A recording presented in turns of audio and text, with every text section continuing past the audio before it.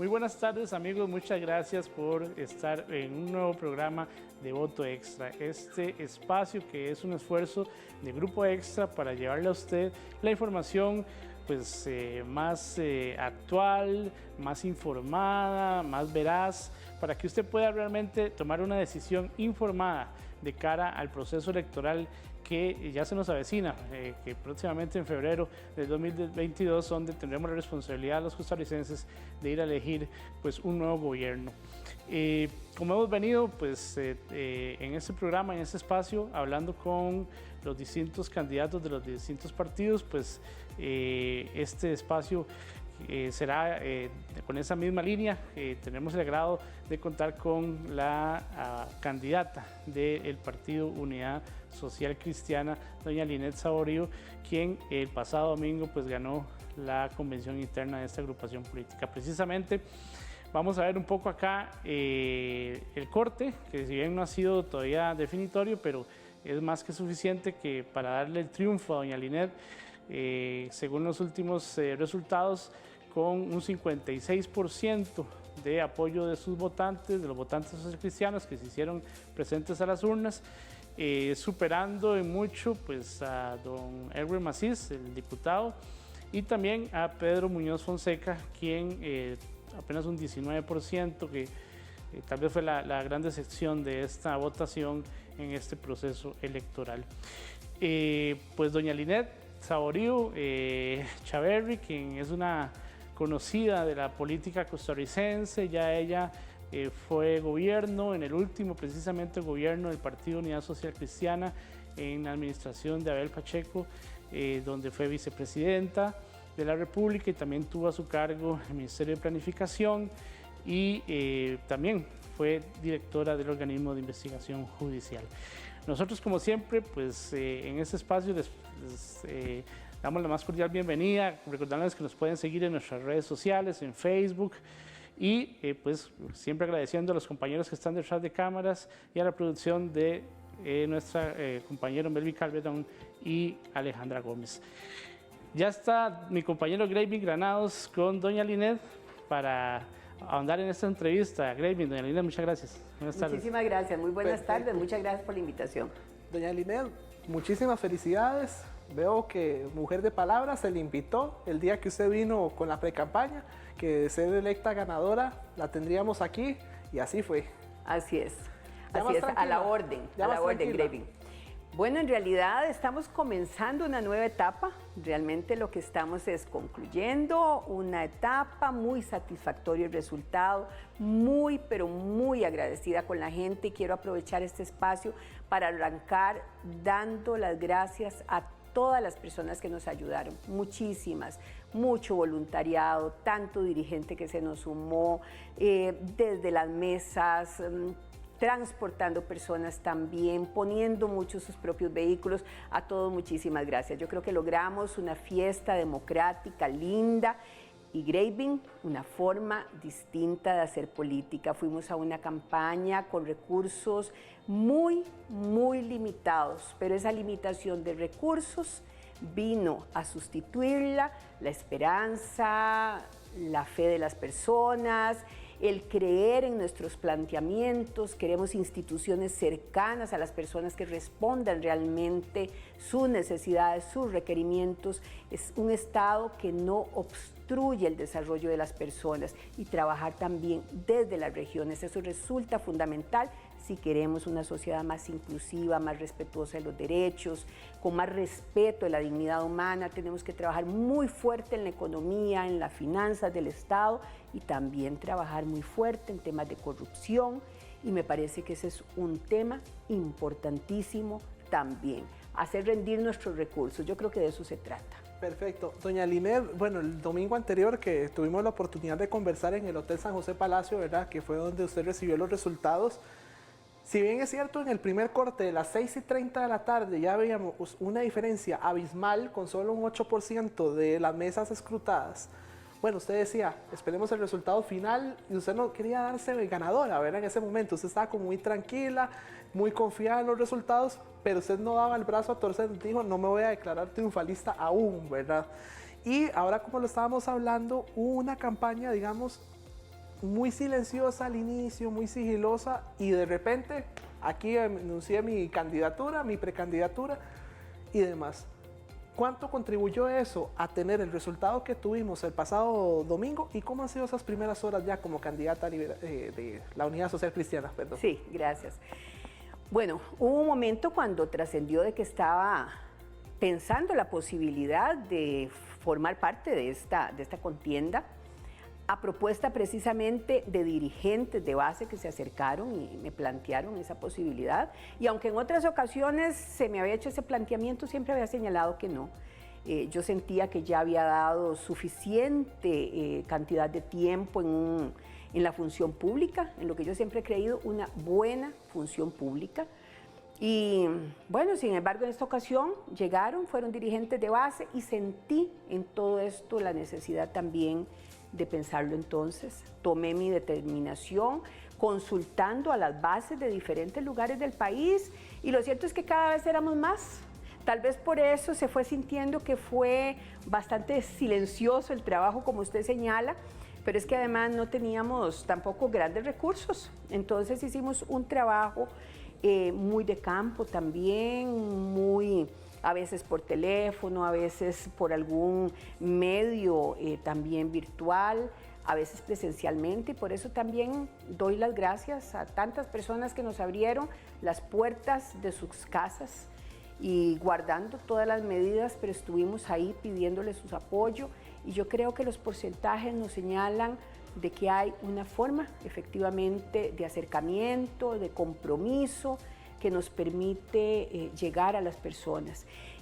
En eso usted sabe que yo siento algo que es esencial. Yo creo que tenemos que tener muy claro que cuando somos electos no somos más que depositarios temporales del poder y de la confianza que el ciudadano nos da.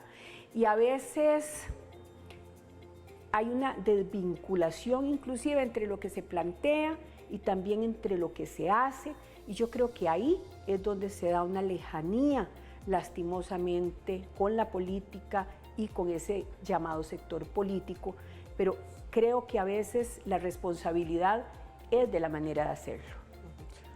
Doña Lina, bueno, precisamente este fin de semana, con la elección suya como candidata, en este proceso electoral ya tenemos 2 candidatas mujeres. En este momento tenemos el caso de Natalia Díaz, que fue ratificada por el partido Unidos Podemos, en el caso suyo, ¿verdad? La Unidad Social Cristiana, primera mujer además desde 1983 que asume estas riendas. Y si todo sale bien, podríamos incluso tener hasta 3 mujeres en este proceso electoral. Hay un 50% por el Partido Acción Ciudadana de que alguna, ya sea doña Carolina Hidalgo o doña Marcia, sea la candidata, bueno, un 50%, ¿verdad? De las 4 opciones. ¿Siente usted, doña Liner, que el papel de la mujer en este momento para esta campaña electoral, porque una de las críticas que siempre se ha hecho es siempre el tema de género, ¿verdad? ¿Cree que es una participación que va acorde o todavía sigue siendo aún insuficiente el tema de género dentro de esta contienda electoral? Mire, yo estoy muy contenta por eso. Me parece que en mi caso particular, debo decirle, he sido una mujer que siempre ha roto paradigmas, ha llegado a espacios que anteriormente había estado reservado casi solamente a los hombres, y eso lo que nos habla siempre es una sociedad más justa y más equitativa, y eso siempre es bueno. Yo creo que no es tomarlo como una actitud excluyente. Esto no se trata de decir, quítate vos, que sos hombre, porque voy yo que soy mujer. No, me parece que acá lo que se necesita dentro de las alianzas y acuerdos que hay es precisamente lograr eso, un trabajo hombres, mujeres, jóvenes, adultos, quienes más adultos estamos también y los que más adultos están que nosotros. Este es un trabajo que tiene que ser necesariamente más allá de estos temas nada más. Tenemos que ir más allá porque lo que hay que hacer es muy grande y los acuerdos también. Me parece que el hecho de que haya más mujeres participando, yo creo que lo que nos va a dar esa posibilidad de crecimiento. Siempre señalo que la mujer pues tiene derecho a su participación, pero también a la representación. La mujer tiene derecho a elegir, pero también a ser electa. Y creo que cuando el país se encuentra como ahora, en una situación crítica, en una situación de crisis en todos los diferentes campos, político, social, económico, en la salud también, cuando hay situaciones como esta, yo siento que varias cosas se necesitan sumar, efectivamente. Hay que sumar experiencia. Costa Rica no está para llegar a aprender, Costa Rica no está para llegar a improvisar. No podemos hacerlo cuando tenemos un desempleo que es el mayor que hemos tenido en la historia. No podemos hacerlo cuando tenemos una inseguridad que en muchos de los aspectos es la mayor que hemos tenido en la historia también.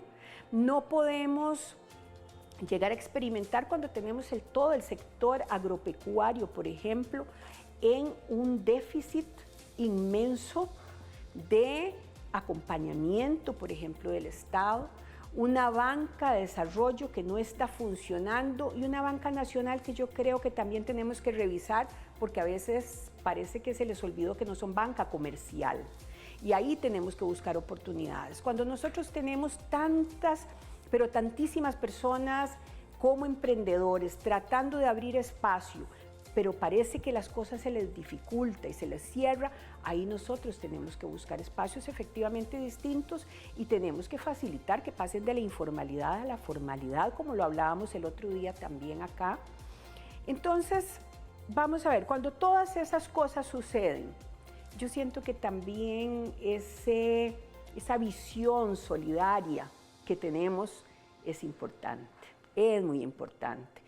Y yo creo por ello que tenemos que sumar esas voluntades, hombres, mujeres, sumar experiencia a todo esto. Yo creo que este es un tiempo muy difícil para el país y que caminamos en este momento por una zona que yo llamo una franja de riesgo. Y no es solamente un riesgo en seguridad ciudadana, no. Estamos en un riesgo porque en este momento el gran tema de discusión se centra también en ese ser costarricense. Costa Rica de alguna manera siempre ha salido adelante, a pesar de la ubicación que tiene, etcétera, que siempre ha estado rodeado con países que han tenido lastimosamente momentos de mucha violencia, mucha encrucijada en el campo político también, y siempre hemos salido adelante, pero no podemos seguir malgastando esa solidez que como sociedad hemos construido a lo largo de décadas. Tenemos que tener mucho cuidado. Hay quienes dicen, tomo el pasaporte y me voy para otro lugar. Yo no lo podría hacer. Y menos decir, tomo un pasaporte y me voy y me llevo a mi familia. Menos todavía, y además, ¿para dónde nos vamos? Y decir, tomo el pasaporte, me voy, me llevo a la familia y a todos los que me caen bien, menos todavía. Entonces tenemos que mantener este país que tenemos, este país maravilloso, hacer las cosas como se debe y comenzar a gobernar. Hay que gobernar el país y ese es mi planteamiento, no es muy complicado. Perfecto. Doña Linet, se le consultó el domingo, se le vuelve a consultar hoy. Si ha tenido la posibilidad de acercarse con la fracción del Partido Unidad Social Cristiana, si ya acordaron alguna primera reunión, ¿verdad? ¿Cuándo podría ser? ¿Y cuál va a ser ese rol suyo de interlocutora en momentos en que para nadie es un secreto que la fracción está ampliamente dividida en dos? Queríamos consultarle si ya, cuál va a ser ese mecanismo que va a usar usted para tratar de unirlos en este último año legislativo y por ende que la apoyen a usted en este proceso que se avecina. Claro, bueno, conversé con el jefe de fracción, tuve una comunicación, quedamos de coordinar agendas para reunirnos la próxima semana.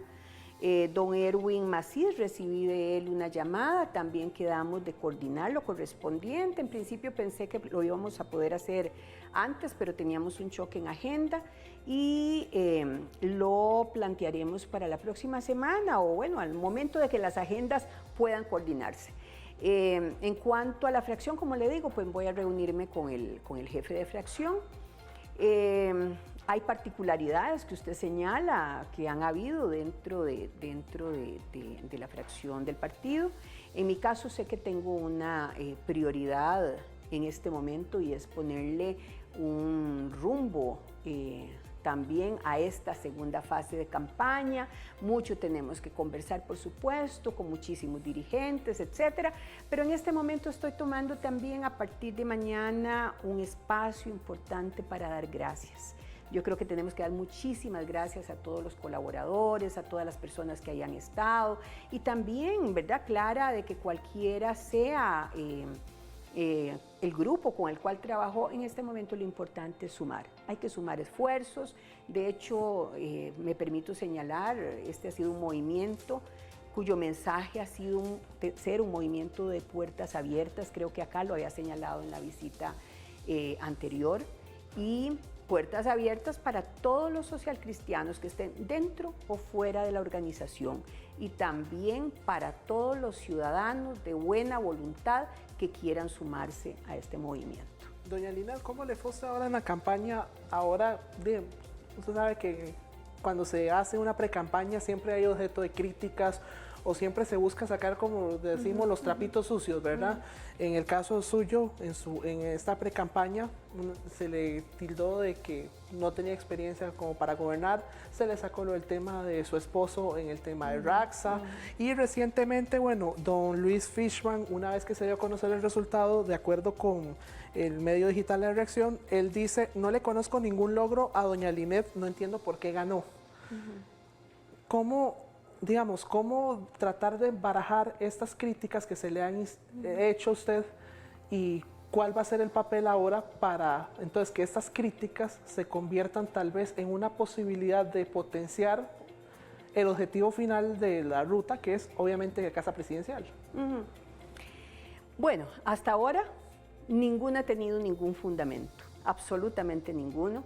Lamento escuchar en ocasiones personas que de alguna manera a ustedes les ha puesto un calibre determinado y se da cuenta pues de que eso no era así. Eso pues es lamentable, pero en la vida uno sigue conociendo. La vida no termina de tenerse su experiencia, de conocer.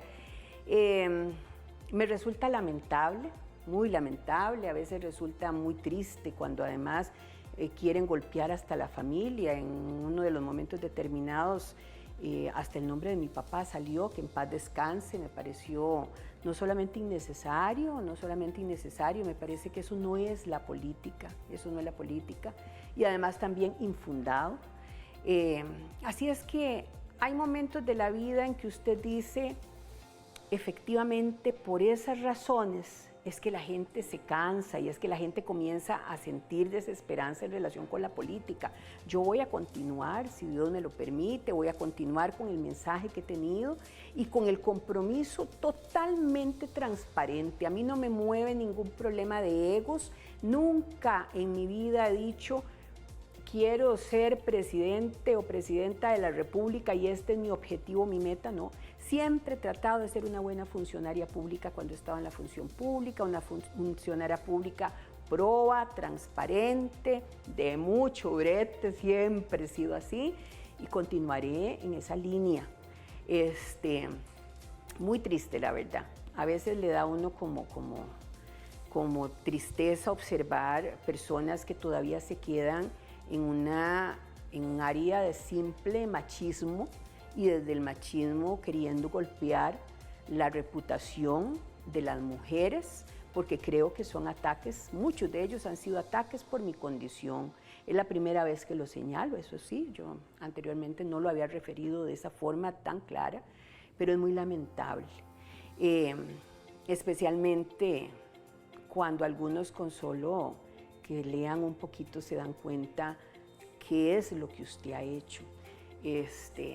Pero bueno, no le dediquemos más tiempo a eso porque tendría muchas cosas que le podría mostrar cuál ha sido mi labor en una institución como el OIJ por mucho tiempo, como ministra de Planificación, donde se puede evaluar inclusive lo que hice, como ministra de la Presidencia, llevando paz social como uno de los elementos, constituyendo consejos, formando parte de las decisiones que llevaron en un momento determinado a dejar un gobierno inclusive con dinero en arcas, con un saneamiento de finanzas absolutas, con un gobierno que permite decir en este momento estábamos mucho mejor y siempre hemos estado mejor que lo que estamos en este momento.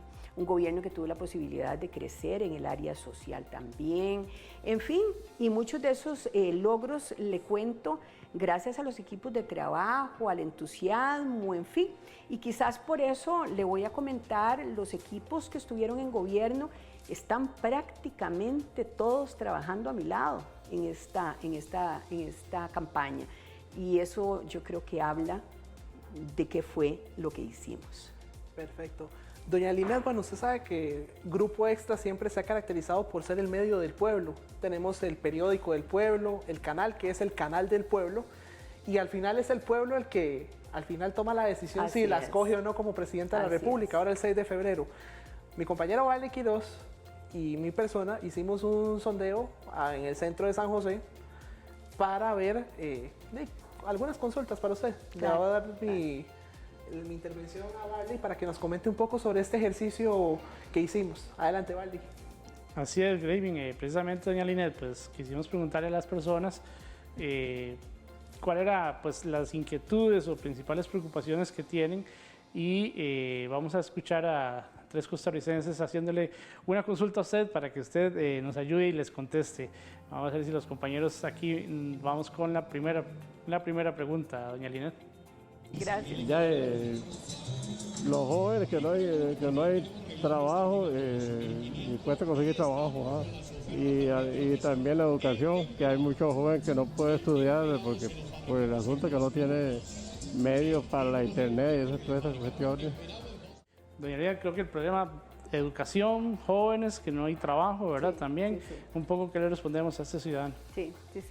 Mire, por ejemplo, en la parte de educación tenemos en este momento más de 300,000 entre niños y adolescentes que están prácticamente fuera del sistema educativo. No porque ahora los mandaron a la virtualidad nada más, sino simplemente porque no tienen acceso ni a conectividad ni tampoco a los equipos que se requieren para que ellos puedan cumplir con los programas educativos. En esto yo he sido muy crítica porque no es posible que a esta altura, siendo que ya tenemos 1 año y medio prácticamente de pandemia, vamos a continuar con los niños y con los jóvenes excluidos de la educación, y que en esto me permito señalar lo siguiente.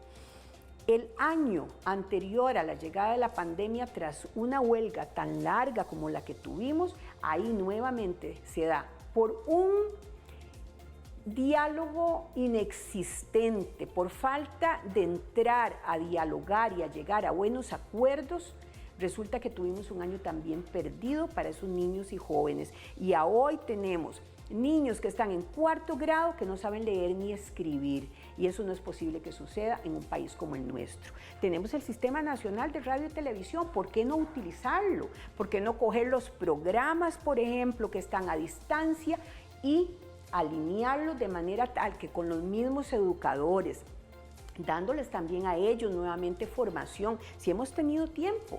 En este momento, por ejemplo, ¿qué fue lo que se hizo? Se mandó a una virtualidad aparente porque los niños no pueden, más de 300,000 no tienen acceso. Otros lo tienen medianamente, porque además resulta que no se ha apoyado a los educadores, y los educadores, mire, converso con ellos en cada una de las regiones del país, muchos están haciendo esfuerzos inmensos para lograr cubrir los programas con los niños, con los jóvenes. O sea, lo que hay es una respuesta absolutamente inadecuada, y tiene absoluta razón el señor. Imagínense que cuando usted revisa, se encuentra que Fonatel tiene más de 400,000 millones ahí, están ahí empantanados. ¿Por qué no coger y por qué no hacer lo propio, llevarle conectividad, ver si, por ejemplo, lo que se puede hacer entonces son grupos más pequeños de niños, quitar y enfocarse a las materias que son esenciales en este momento? O sea, a cambio de eso, ¿qué fue lo que hicieron? Una virtualidad, sumaron lecciones, sumaron vacaciones, ahora se habla de lecciones hasta casi el 23 de diciembre. Luego, ¿qué sigue? Sigue la Navidad. ¿Qué nos vamos a encontrar si no se aumenta la vacunación? Nuevamente un contagio amplio al regreso de enero, otro pico. O sea, yo siento que Este no es un tema, y menos de salud, en el que se pueda improvisar como se está haciendo y jugando con la educación de los jóvenes. Pueden ser generaciones perdidas. Así es muy lamentable lo que ha sucedido con esa brecha digital, doña Linet. Vamos a escuchar a otro ciudadano también, doña Linet, que le hace una consulta. Muy buenas tardes, doña Linet. Quisiera saber qué va a pasar con el asunto de las pensiones de lujo. Yo estoy esperando que me den mi pensión, que son de 82.000 colones, y me están poniendo un montón de trabas para dármela. Y hay un montón de pensiones, como esta señora que se acaba, la señora Navas, que va con esa millonada, ¿verdad? Y todavía no tiene la edad para su pensión. Bueno, yo no me canso de señalar que para mí pensión de lujo es toda aquella que la persona tiene sin haber cotizado en las cantidades para recibirla. Para mí eso es una pensión de lujo. A veces la gente dice, bueno, la que son de más de tantos millones de colones. No. Si usted no cotizó para esa pensión, esa es una pensión de lujo. Obviamente sin tomar en cuenta las pensiones del régimen no contributivo, que son totalmente pensiones aparte, que son pensiones solidarias. Eso es distinto. Pero resulta que además usted de momento piensa como que es muy poca la gente que tiene pensiones de lujo, y no, las pensiones de lujo son muchas. Y le insisto, no solamente son aquellas que tienen una cantidad alta, es que resulta que si usted, por ejemplo, ingresa a trabajar muy joven a una institución y de aquella institución usted sale muy joven también, eso es una pensión juvenil. Y esa pensión juvenil, el problema que tiene es el siguiente: ¿qué pasa con los que seguimos cotizando? ¿Qué pasa con los que estamos haciendo fila para que nos toque el momento de llegar a pensión? ¿Con qué nos vamos a encontrar? Entonces, ahí es donde nuevamente, si nosotros ponemos un Estado con ojos solidarios a funcionar, ese tipo de cosas efectivamente tiene que ponerse un coto. ¿Qué es lo que pasa? Muchas de esas pensiones yo siento que por muchísimo tiempo pasaron casi desapercibidas. Es hasta ahora, casi en los últimos años, que hay una alerta sobre esas pensiones, pero es porque comienzan a tener problemas los regímenes de pensiones. ¿Por qué se da tan bien? Porque anteriormente la base de contribuyentes era mucho más amplia. Realmente formaba una pirámide. Ahora, por los cambios que tenemos, por la conformación de la población y sus edades, ya eso no tiene una forma piramidal, se hizo media morfa, pero resulta que entonces la base contribuyentes, si esto sigue así, no podría soportar las pensiones. Eso que está poniendo entonces en riesgo los que estamos cotizando, pero además aún a los que están pensionados, porque entonces no hay una relación entre los que contribuyen y los montos que se requieren para cumplir las pensiones. Sí, un tema que como mucha gente pues quiere escuchar soluciones, doña Linet. Esperamos que eso sea también uno de los temas en esta campaña que se discuta a profundidad. La última pregunta que tenemos de las personas para que doña Linet le responda. Digamos, usted del Partido Unidad Social Cristiana, ¿usted cree que si, como los otros presidentes que han habido, como Rafael Ángel Calderón Guardia y como el doctor Miguel Ángel Rodríguez, ¿usted cree que usted podría dar el bono de vivienda a la gente pobre? Ya es hora que ellos nos ayuden en eso, porque ellos tienen una vivienda, me imagino que bien ellos, y nosotros no la tenemos. Entonces eso es lo que nosotros les pedimos, que nos ayuden con eso. La vivienda, que es otra de las preocupaciones de muchos costarricenses, inclusive, bueno, si es que aún queda algo de clase media, ¿verdad? Media baja, ese es un tema de mucha gran preocupación, cómo acceder a una vivienda digna. Sí, así es. Y con una situación que estamos teniendo en el último tiempo, y que son programas de vivienda totalmente golpeados, presupuestos disminuidos. Yo creo que nosotros tenemos que replantearnos inclusive el mismo tipo de solución de vivienda. Es un tema que hemos estado conversando en las últimas semanas. Nos parece que hay que hablar efectivamente de una vivienda digna, y me parece que tenemos que facilitar un tema en créditos con intereses efectivamente más bajos, pero que permitan de alguna manera también una recuperación en algunos de los casos y que eso vaya abriendo nuevos créditos también. Nosotros estamos tratando con un equipo de trabajo sobre el tema que me parece absolutamente preocupante y por eso le digo, o sea, son techos dignos, son viviendas que den seguridad a las familias, eso es un asunto que es esencial. Nosotros estamos trabajando en eso, queremos algún tipo de planteamiento, lo que le puedo asegurar es que está en nuestras preocupaciones, está en nuestra agenda y el planteamiento que hagamos sí lo estaríamos haciendo posteriormente porque se están también viendo todos los asuntos presupuestarios. Yo no creo en hacer planteamientos a la rápida, me parece que hay que alejarse del populismo absolutamente y decir, bueno, estos son los planes, esto es lo que se tiene, cuando ya usted en concreto lo haya visto, inclusive con economistas en el ramo. Perfecto, esas eran las consultas ciudadanas, ¿verdad? Que parte de las principales preocupaciones que tenían, ¿verdad? Con miras a lo que se vive actualmente y bueno, cada vez que hay un periodo presidencial ven como una oportunidad, ¿verdad? Y al final, doña Linet, uno no entiende también el sentir del ciudadano porque siempre son los mismos temas, y al final de cuentas es el mismo disco rayado, diría algunos, ¿verdad? Porque mucha promesa y al final, ¿verdad? Así es. Cuesta, ¿verdad? Yo creo que por eso es que tenemos que cambiar totalmente esa forma de hacer política. Hay un cuento que señalan por ahí que dicen de alguien que llegó a un lugar y que ofreció un puente, que dijo, les voy a hacer un puente nuevo, de momento alguien le dijo, no, nosotros en este lugar, en este distrito no tenemos ríos, entonces dijo, bueno, pues hacemos el río y después les hacemos el puente. Yo sé que es pues un cuento de camino, pero sí para señalar, me parece que eso no se puede caer, ni en promesas que a veces ni siquiera tienen sustento, o en ese famoso diga sí o no, y que entonces terminan diciendo sí o no por complacer, pero resulta que no tiene tampoco un sustento siquiera de si es posible o no realizarlo. Y eso se llama engaño. Y el engaño es lo que tiene a la política totalmente desvinculada del ciudadano. Doña Linet, le quería hacer una consulta porque usted sabe que cuando siempre salen en campaña, salen informaciones que pueden resultar ciertas, falsas y demás. Y bueno, a lo largo de las últimas horas, cuando usted ya resulta ganadora, ¿verdad? de la Convención Social Cristiana, se habló en algún momento, digamos, en ese mismo, es como una situación de que digamos, que pasaron al mismo tiempo. Doña Emilia Navas anunció su separación rápida de la Fiscalía General de la República. En algún momento se dijo incluso que la iba a acompañar a usted en el proceso que se venía. ¿Qué tan cierto es eso?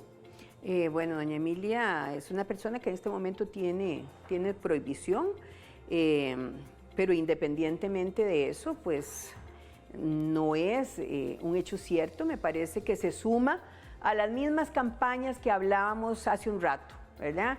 Lastimosamente, algunos entienden de la política que se puede jugar de manera sucia y que se puede trabajar en una política de poca estatura, y ojalá que siempre tengamos los espacios para aclarar lo que no es cierto, y no solamente eso, sino para decirle a los ciudadanos, nosotros tenemos la posibilidad, todos nosotros, me sumo como ciudadana costarricense, todos nosotros tenemos la posibilidad y tenemos la opción de tener algo mejor que las mentiras que se ofrecen. Doña Linet, tenemos otro video y aquí le doy la intervención a mi compañero Barley, porque usted se refirió a una conferencia de prensa sobre un tema nacional que se está discutiendo en este momento, que es el préstamo con el Fondo Monetario Internacional. Barley, que es compañero destacado en la Asamblea Legislativa y está siguiendo el pulso de este tema y los proyectos anexos, y quería hacer un par de consultas a usted y de proyectar el video. Sí, doña Linet, vamos a ver un poco unas reacciones o declaraciones que usted dio precisamente el domingo en la noche sobre este tema. Claro. Vamos a ver el video para que doña Linet nos aclare un poco el tema. Lo que considero es que es un acuerdo sumamente importante. En esto pues hemos analizado varios elementos. Uno, y fundamental. Al préstamo le acompañan varios proyectos de ley que en este momento se encuentran en discusión, ninguno de ellos ha sido aprobado todavía. Y de mi parte, pues lo que sí lamento es que este sea un acuerdo donde muchas de sus partes se fundamenta en impuestos. Nosotros por lo menos tenemos la posición de que si tuviera que renegociarse en un momento determinado, ojalá que se observe pensar también en temas de limitar gasto público, trabajar en esa área y no pensar únicamente en la parte impositiva. Doña Linet, lo que le entendemos también de declaraciones que usted ha dado es que usted no apoyaría más impuestos dentro de la agenda que el gobierno ha negociado con el tema del fondo. Pues ahí se hablan de más impuestos, ¿verdad? El tema, inclusive aumentar algunos seguros, el tema de impuestos a loterías, el llamado pues, renta al salario escolar, ¿verdad? Que ha molestado mucho empleado público. Sin embargo, pues la tesis de ahorita los jerarcas es que sin este préstamo, doña Linet, el país no podría salir adelante. ¿Cuál es su realmente pues, posición en ese tema? Digamos, ¿qué recomendación hará la fracción también? Y en el tema de no impuestos, ¿eso es una posición, digamos, ahorita sobre este particular o es su visión, digamos, si usted llegase a ser gobernante? Sí, bueno, como yo no tengo, digamos, en este momento o al momento de que se me consulta, no tengo una incidencia directa sobre el proyecto, entonces pues lo que hago es dar la posición en cuanto a lo que observo. Uno, efectivamente, es un acuerdo muy importante. El acuerdo tiene una cantidad de recursos que formaría parte precisamente de las inversiones a nivel nacional y por lo tanto es muy importante. Efectivamente, la situación del país es verdaderamente acongojante. La situación como nos tienen es una situación de crisis. Ahora, si, como me lo han planteado en algunas ocasiones, si yo tuviera la posibilidad de negociar ese acuerdo, yo no habría hecho ese tipo de negociación. ¿Por qué no habría hecho ese tipo de negociación? Bueno, porque esa negociación conlleva 4 o 5 tipos de impuestos. Me parece que algunos de ellos son impuestos que ameritan ser revisados y cambiar eventualmente, eliminando, reduciendo algún gasto público y tratar de buscar un balance entonces entre gasto público e impuestos y no que todo se vaya hacia los impuestos. Ese es un punto que me parece importante. Es lo que haríamos, ¿verdad? Es lo que haríamos. Ahora, lo cierto es que esto tiene que ver con empleo público. ¿Por qué tiene que ver con empleo público? Porque empleo público es parte de los proyectos que se encuentran como requisito para entrar al acuerdo con el Fondo Monetario Internacional. Entonces yo siento que hay varias cosas ahí que observar. Empleo público, lastimosamente, es un proyecto que salió con problemas tantos que en este momento está en discusión los posibles vicios de inconstitucionalidad que pueda tener. O sea que si lo vemos bien es como una especie de maraña lo que hay ahí, ¿verdad? Ahí tenemos varias cosas, todas se cruzan y todas con un punto común, y es lastimosamente que no están saliendo desde la Asamblea Legislativa los acuerdos políticos en torno a proyectos que resultan de mucha importancia. En el caso de empleo público me parece que muchos de los temas tenían que resolverse, ojalá desde la misma comisión, y al momento que sale al plenario con mucha más razón. Si nosotros sacáramos cuenta de cuánto está costando la discusión de empleo público, le aseguro que serían muchísimos, pero muchísimos millones de colones, y al final está saliendo un proyecto que tiene muchas debilidades. En ambos casos también igual. Empleo público, ¿hace falta una ley? Totalmente hace falta una ley de empleo público. Qué lamentable que es cuando está saliendo un primer debate sobre una ley donde toman el Ministerio de Planificación y Política Económica, lo desnaturalizan, lo ponen a atender temas de empleo público, politizan el empleo público poniendo una entidad ministerial a trabajar en ello y a la vez Ministerio de Planificación y Política Económica con todo lo que hace falta. Planificar en este momento en el país, donde usted ve el sector agropecuario, no hay ni siquiera planes realmente serios al respecto, y aumentar la evaluación que le corresponde hacer el Ministerio de Planificación y decir, bueno, qué cosas se están haciendo bien, qué cosas se están haciendo mal, cuáles efectos se están logrando con la inversión que el país está haciendo. Eso es el Ministerio de Planificación, y no constituirlo en un ente que ahora lo que estaría viendo son temas de empleo. Entonces, hago las críticas, algunos me dicen, bueno, pero ¿cuál es su posición? Bueno, mi posición es esa porque resulta que no hay una posibilidad de incidir realmente en lo que está sucediendo con proyectos como esto, y considerando que el Fondo Monetario Internacional son varios los proyectos que hay, y el de más avance en este momento entiendo pues es el de empleo público con estas debilidades también. Entonces, Fondo Monetario, les repito, es necesario para el país, efectivamente. Hay que ver a qué acuerdo no llegan los señores y señoras diputadas, precisamente considerando que todos tienen pues sus críticas en torno a algunos de los acompañamientos que esto tiene.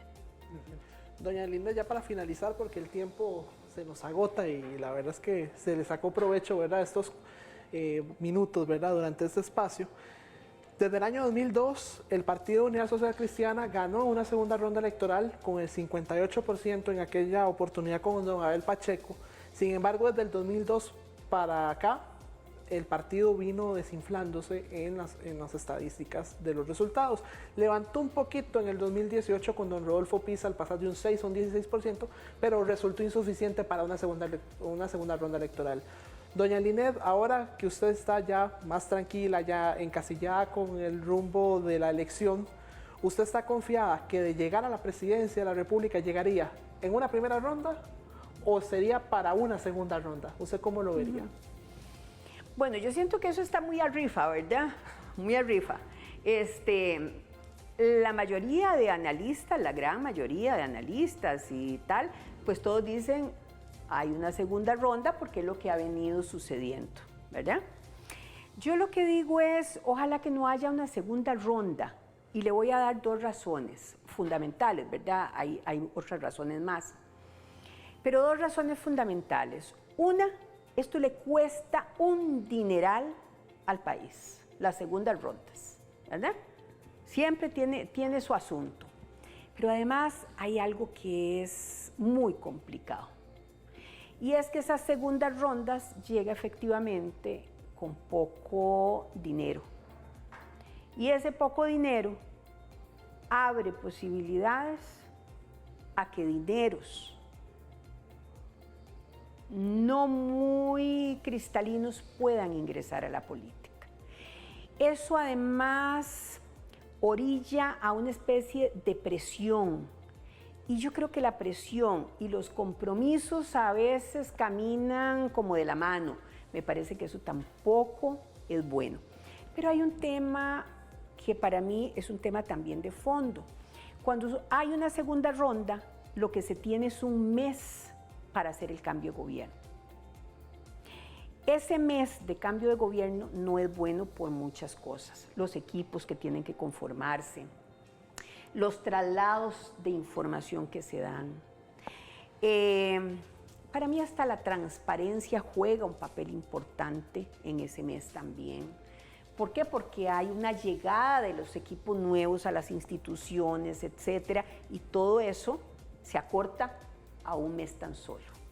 Y los que ingresan tienen otro problema, porque si usted en febrero es electo y usted va a entrar en mayo, usted tiene ahí 3 meses para poner a funcionar sus cosas. Y cuando usted llega a mayo, los decretos que ahí se están firmando, etcétera, son realmente dirigidos a que comenzamos a trabajar desde la primera semana. Caso contrario, usted abre entonces una especie de curva inicial que es compleja, se termina usted comiendo los famosos primeros 100 días, la luna de miel con la que arranca también se la come porque anda apenas sí revisando las instituciones y poniéndose entonces a funcionar. Ojalá para el país que no haya una segunda ronda, sino que en esta ocasión nos demos cuenta de algo. Si nos acercamos un poquito más y le sumamos un poquito de votos más, se sale. Y el próximo gobierno comienza a hacer lo propio, porque además hay otra particularidad. En ese mes que queda, la Asamblea Legislativa sale una semana antes.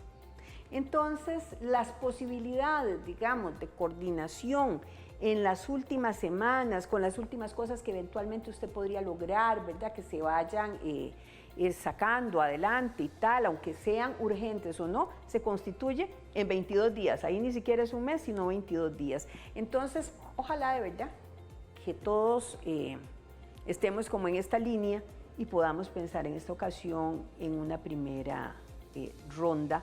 Perfecto. Como la única y suficiente. Perfecto, doña Linet, muchísimas gracias por acompañarnos. El tiempo en televisión es corto, pero fue provechoso. Muchísimas gracias y a la orden.